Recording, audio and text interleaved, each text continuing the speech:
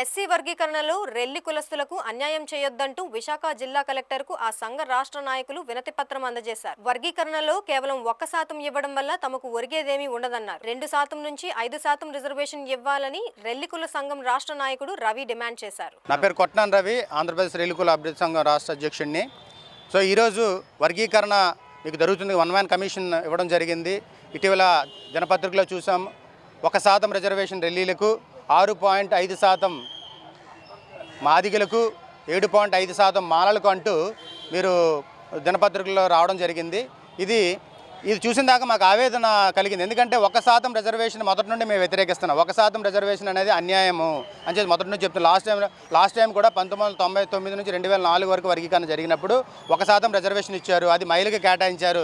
Roster 2 point ప్రకారంగా అది మహిళలకు చెందడం వల్ల అప్పట్లో పురుషులు విశ్వవిద్యాలయాల్లో కానీ లేకపోతే రిజర్వేషన్ ఉద్యోగాల్లో చాలా ఇబ్బందులు పడ్డాం. 2019 నుంచి 99 నుంచి 2004 వరకు చాలామంది ఉద్యోగాలు కోల్పోయాం యువకులం. కాబట్టి దయచేసి అలాంటి అన్యాయం మళ్ళీ జరగకుండా ఇప్పుడు ఏ రిజర్వేషన్ ఇచ్చినా కదా జనరల్ కేటగిరీలు ఇవ్వాలని, 2 నుంచి 5% రిజర్వేషన్ అనేది రెల్లీలకు పెంచాలని చెప్పేసి మేము డిమాండ్ చేస్తున్నాం.